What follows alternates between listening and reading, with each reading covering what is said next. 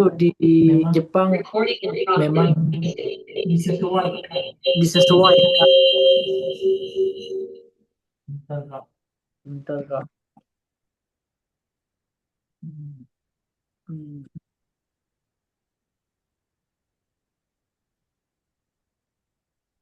Ya, saya di sorry mode saya.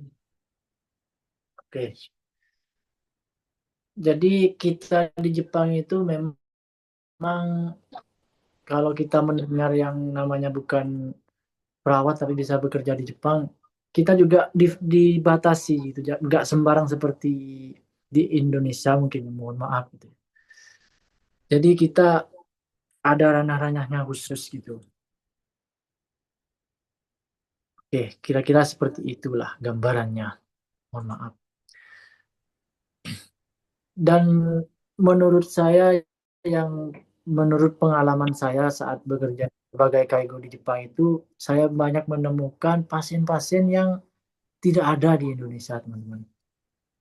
Bukan tidak ada, mungkin hampir jarang. Seperti salah satu contohnya itu eh, ada pasien kalau menurut saya ini harusnya ada di ICU gitu dan harus dibantu alat untuk bisa hidup gitu. Tapi kalau di Jepang ada fasilitas-fasilitas di mana pasien tersebut masih bisa berjalan beraktivitas di luar dengan menggunakan alat yang ada di ICU. Namun itu dirancang ditaruh di apa namanya kursi roda. Jadi tidak harus ada di ICU, tapi mereka masih bisa beraktivitas di luar gitu. Banyak alat-alat yang seperti itu gitu. Kalau kita mungkin NGT gitu ya, harus melewati hidung terus itu. Nah, kalau di Jepang ada pasien banyak sekali namanya itu apa kalau bahasa medisnya itu PEG, endoscopic gastrostomy, percutaneous endoscopic gastrostomy gitu teman-teman. Di mana pasiennya itu langsung memberikan nutrisi atau memberikan makan langsung ke lambung gitu. Dan menurut saya masih belum menemukan sih kalau di Indonesia. Ya, untuk alat-alat sih memang kalau menurut saya teman-teman, kita perawat di Jepang itu memang kita kalau diadu sama orang Jepang, perawat Jepang itu secara skill kita nggak kalah gitu teman. Yang kalah itu apa? Kira-kira kalau soal pelayanan di Jepang itu, yang kalah itu alat kita gitu, sama budaya pelayanan kita yang kalah. Kalau soal skill mau sama perawat Jepang itu kita nggak kalah teman-teman.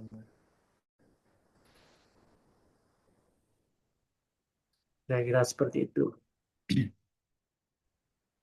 Ya, kalau kita mau bekerja yang paling kita utamakan yaitu bahasa, khususnya di bidang kaigo ini bahasa sangat-sangat penting sekali karena setiap hari kita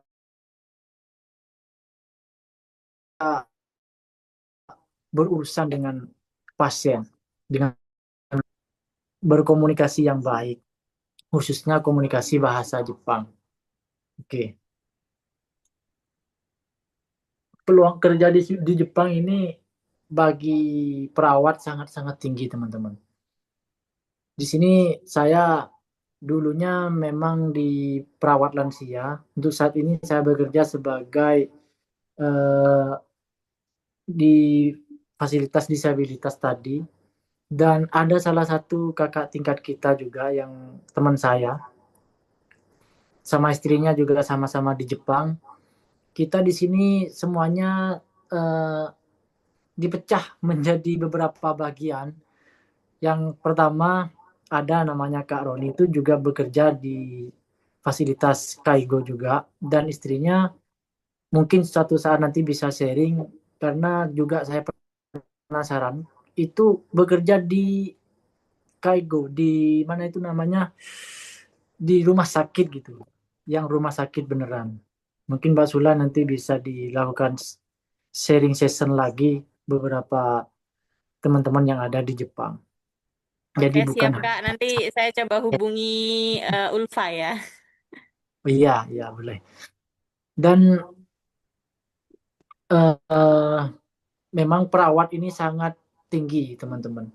Kalau kita mau jadi kanggoshi gitu, kalau mau jadi kaigo fukushiki, apa saja persyaratannya gitu. Yang pertama memang harus eh, bahasa Jepang ini, teman-teman. Bahasa Jepangnya ini kita belajar di Indonesia dan lulus di Indonesia tidak hanya berhenti di situ, teman-teman. Kita harus terus upgrade bahasa Jepang kita gitu sampai mentok gitu. Ada bahasa Jepang tuh ada lima tingkatan gitu sampai level N1 namanya. Kalau kita sudah bisa level N1 dan kita mempunyai pengalaman kerja di Jepang, kita bisa ikut ujian Kanggoshi atau Kaigo Fukushiki, dan nantinya gelar Kanggoshi di Jepang itu diakui di internasional gitu. Nanti kita NES-nya itu bukan NS lagi gelarnya. Jadi gelarnya menjadi RN, Register NES gitu, teman-teman. Siapa tahu dari teman-teman saat ini mau bekerja ke Jepang, sangat eh, mempunyai minat ke sana, itu tingkatkan bahasanya, skillnya, insya Allah di Jepang itu pasti difasilitasi untuk upgrade karir kita gitu. Di sini ada selain perawat, Mbak Sulai, Ibu Sulai. Apakah ada selain perawat memang Oh di ya, apa Zhangzhou? Kak?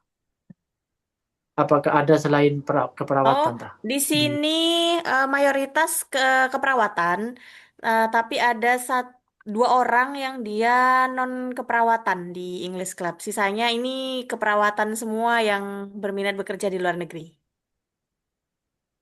ya, kalau ke Jepang itu memang selain perawat bisa, cuman tadi harus ada lisensi Jepang yang diperlukan.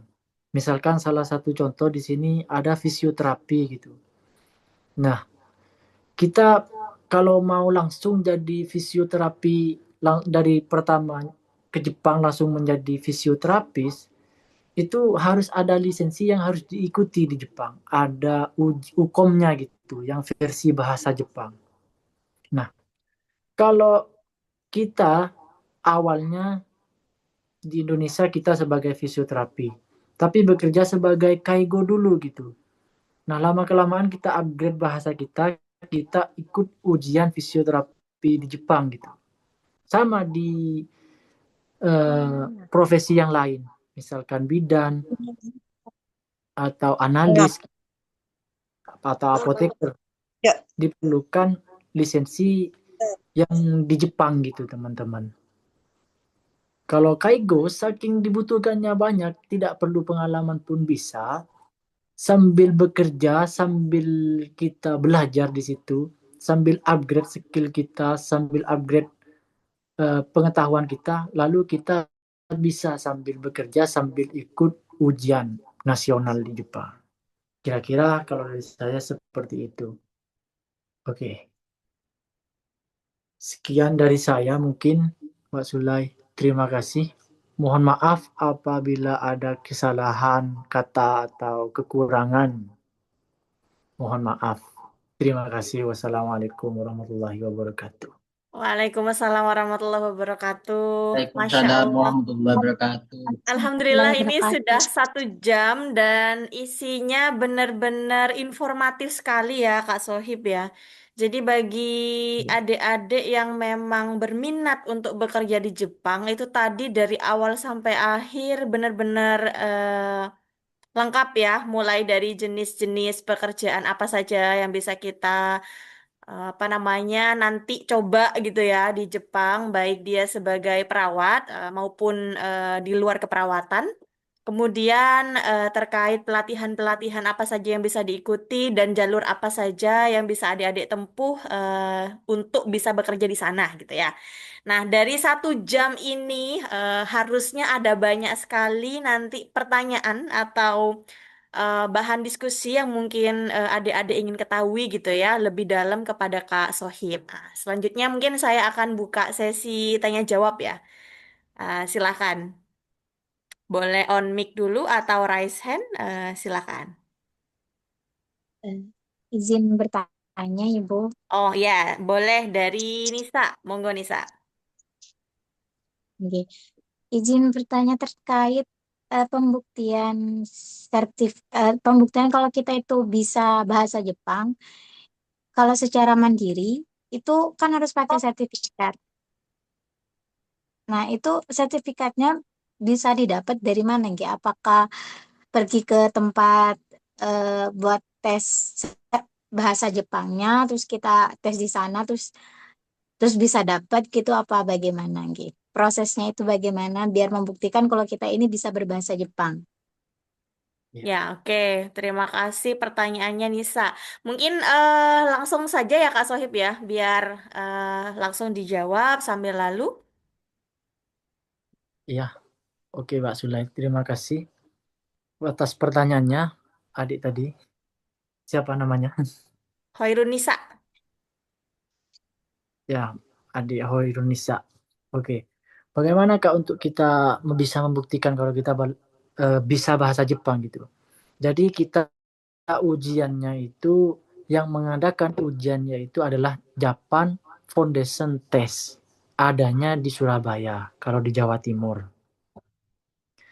Kalau di Jawa Barat ada di Jakarta gitu. Di masing-masing wilayah tuh nggak banyak yang bisa menyelenggarakan Kak. Terus Japan Foundation Test ini apa gitu? Lembaga pendidikan bahasa Jepang gitu. Yang diakui di Jepang. Ini Jepang sendiri yang mengadakan gitu Kak Zulay.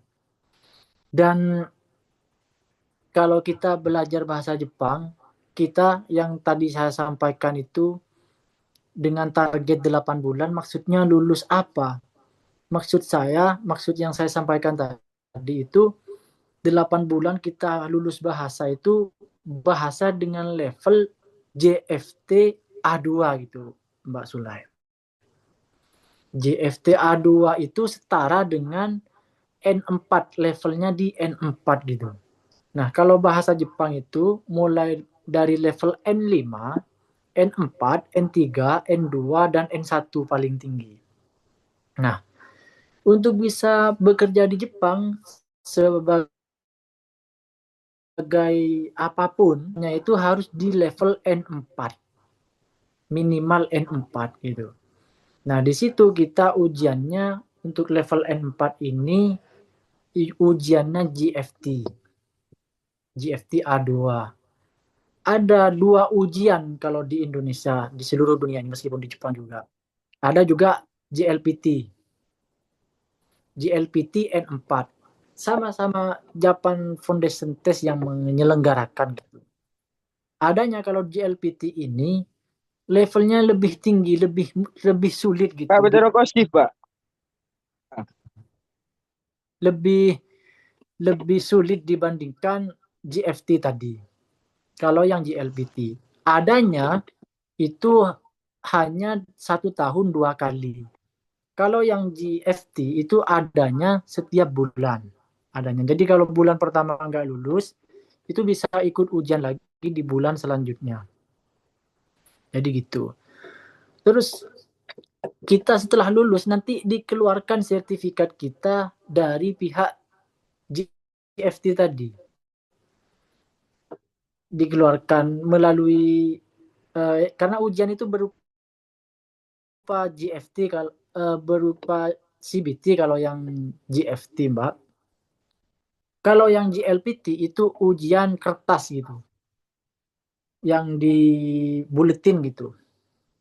Kalau yang GLPT. Terus nanti kita setelah mendapatkan sertifikatnya baru kita mengajukan untuk bisa wawancara bersama perusahaan yang di Jepang gitu. Kira-kira seperti itu. Oke, terima Dengan kasih kita banyak. mempunyai itu, iya. Ya, Ya terima dengan kasih kita banyak mempunyai penjelasannya Kak Sohib.